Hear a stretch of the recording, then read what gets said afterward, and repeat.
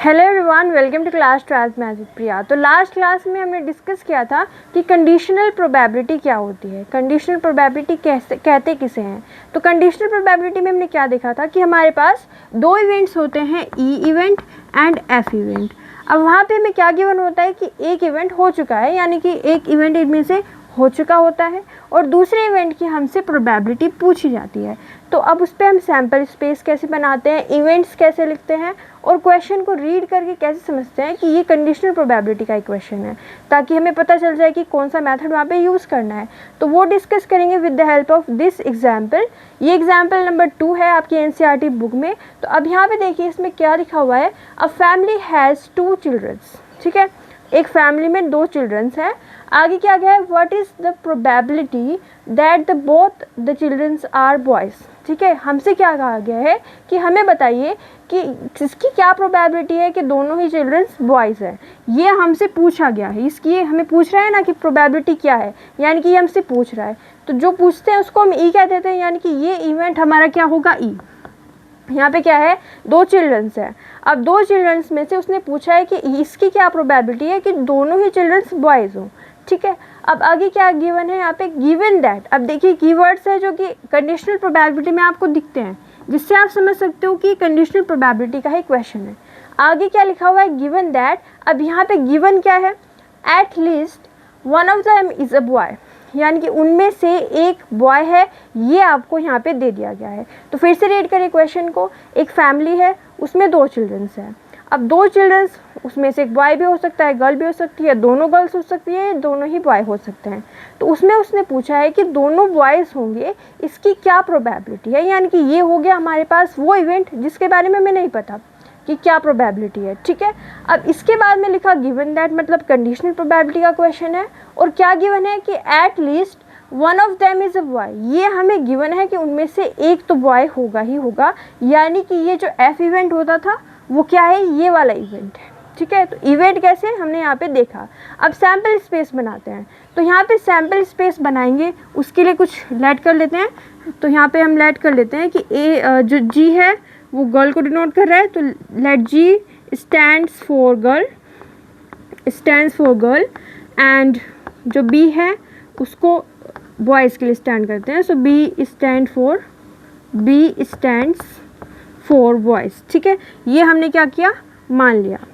Okay, अब यहाँ पे हम सैम्पल स्पेस बनाएंगे। तो सैम्पल स्पेस में क्या हो सकता है, जो भी हमारे पास टोटल आउटकम्स है, मतलब हमारे पास अगर फैमिली में 2 चिल्ड्रंस है तो क्या क्या पॉसिबिलिटी हो सकती है, 2 चिल्ड्रंस में क्या क्या पॉसिबिलिटी हो सकती है, उसका हम क्या बनाएंगे, सैम्पल स्पेस।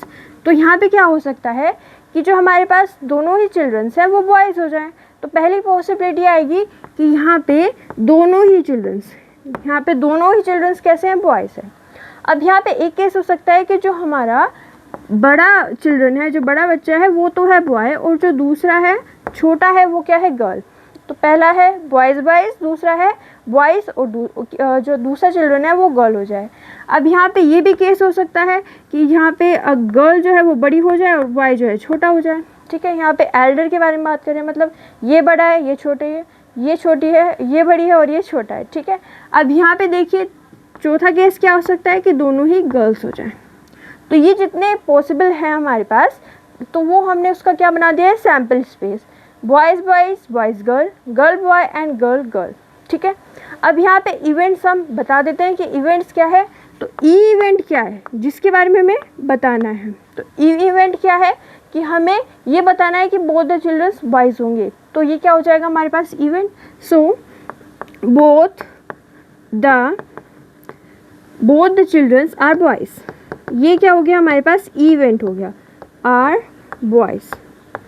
ओके, अब यहाँ पे एफ इवेंट क्या है, जो हो चुका है। तो क्या हो चुका है, एट लीस्ट एक जो है वो बॉय है यहाँ पे।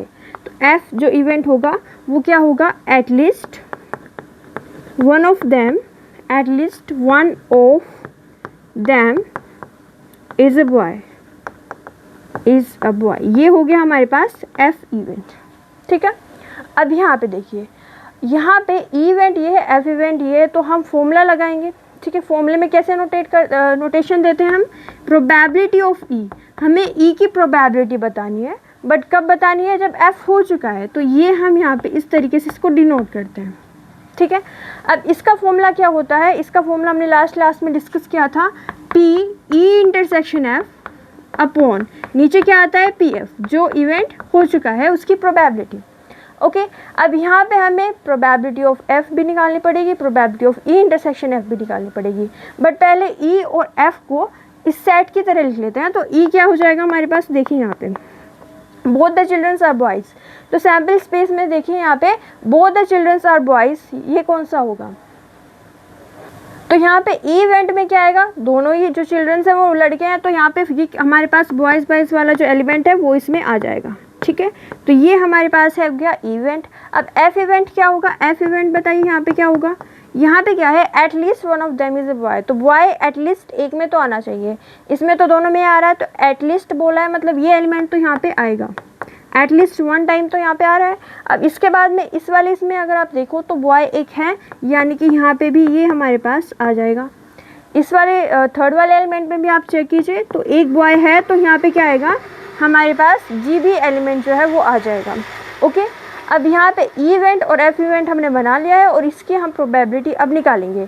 तो यहाँ पे फॉर्मूला लिख देते हैं, पहले पी ई इंटरसेक्शन एफ है, तो कैसे निकालेंगे, ई इंटरसेक्शन एफ हम यहाँ पे निकाल लेते हैं, ठीक है।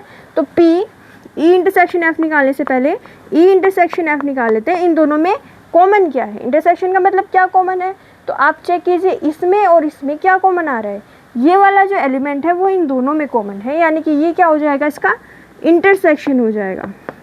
तो इंटरसेक्शन में बॉयज़ बॉयज़ का जो एलिमेंट है वो यहाँ पे आ गया है। अब हम यहाँ पे निकालते हैं पी ई इंटरसेक्शन एफ, तो यहाँ पे फॉर्मूला लिख देते हैं कि किस तरीके से हम इसको सॉल्व करेंगे। देखिए यहाँ पे क्या आएगा, पी ई इंटरसेक्शन एफ निकालने के लिए पी ई इंटरसेक्शन एफ निकालने के लिए हम यहाँ पे क्या करेंगे, फॉर्मूला लगाएंगे जो कि हमने नंबर ऑफ एलिमेंट्स वाला पढ़ा था। तो क्या पढ़ा था कि नंबर ऑफ एलिमेंट्स इन, यहाँ पे ई इंटरसेक्शन एफ है तो ई इंटरसेक्शन एफ लिख देते हैं, upon number of element in sample space. तो ई इंटरसेक्शन एफ में कितने एलिमेंट्स हैं, एक ही एलिमेंट आ रहा है, तो यहाँ पे क्या आएगा हमारे पास 1 upon number of element in sample space. तो सैम्पल स्पेस ये है हमारे पास, इसमें कितने एलिमेंट्स हैं 1 2 3 4 एलिमेंट्स हैं, तो हम यहाँ पे क्या लिखेंगे कि इसकी जो प्रोबेबिलिटी है वो 1/4 आएगी। अब यहाँ पे दूसरा जो हमें निकालना है वो है प्रोबेबिलिटी ऑफ एफ। तो प्रोबेबिलिटी ऑफ एफ क्या होगी, फॉर्मूला लगाएंगे, क्या होगा, number of element in F upon number of element in sample space. अब number of element in F कितने हैं, ये देखें यहाँ पे 3 एलिमेंट्स है, तो हम यहाँ पे लिख देते हैं 3 upon number of element in sample space कितने हैं 4, तो यहाँ पे क्या आ जाएगा 4, ठीक है। अब ये हमने निकाल लिया है, तो हम अब प्रोबेबिलिटी निकाल सकते हैं किसकी, ई इवेंट की, कब, जब एफ हो चुका है। तो क्या फॉर्मूला होगा, P E intersection F upon P F, ये होगा हमारे पास फॉर्मूला। अब यहाँ पे देखिए क्या है हमारे पास, पी इंटरसेक्शन एफ 1/4, तो पुट कर देते हैं 1/4 अपॉन पी एफ कितना है 3/4, तो यहाँ पे क्या आ जाएगा 3/4, ठीक है। तो 4 से 4 कैंसिल आउट, यानी कि यहाँ पे आंसर कितना आएगा 1/3 आ जाएगा, ठीक है। 4 से 4 कैंसिल आउट, ये पी इंटरसेक्शन एफ 1/4 है और पी एफ कितना है 3/4, तो ये हमारे पास क्या आ गया है, P E inter E when F has occurred, ठीक है। तो ये हो गया हमारे पास इसका आंसर। ओके तो इसको देखते हैं फिर से कैसे किया हमने। सबसे पहले हमने देखा कि यहाँ पे जो ई और एफ इवेंट क्या है, तो ई इवेंट जो है वो है कि हमें बताना है कि दोनों ही लड़कों के, दोनों ही चिल्ड्रंस के बॉयज़ होने की क्या प्रोबेबिलिटी है, और ये हमें पता है कि उनमें से एक तो लड़का है, ठीक है। तो सैम्पल स्पेस बनाया हमने जिसमें 4 केसेस थे, boys boys, boys girl, girl boy and girl girl, ठीक है। अब यहाँ पे ई इवेंट जो बनाया both the childrens are boys, तो उसमें दोनों बॉयज़ आ गए, और एफ में at least one of them is a boy, तो यहाँ पे हमारे पास 3 एलिमेंट्स आए। अब इसको ई इंटरसेक्शन एफ निकाला तो उसमें एक एलिमेंट आया क्योंकि दोनों में यही कॉमन है। इसके बाद में पी ई इंटरसेक्शन एफ निकाला, तो यहाँ पे क्या किया हमने, N E intersection F upon N S, इसमें है 1 एलिमेंट, इसमें है 4, तो ये प्रोबेबिलिटी आ गई। इसी तरीके से पी एफ कितना आया 3/4, फॉर्मूला लगाया, इसमें वैल्यू पुट की और आंसर कितना आ गया 1/3, ठीक है। तो आप इसका स्क्रीनशॉट ले सकते हैं। ओके तो ये हो गया हमारे पास एग्जाम्पल नंबर 2। अगली क्लास में हम आगे क्वेश्चन सॉल्व करेंगे। अगर आपको हमारी वीडियो अच्छी लगी है तो लाइक कीजिए, शेयर कीजिए, हमारे चैनल को सब्सक्राइब कीजिए। Thank you so much for watching.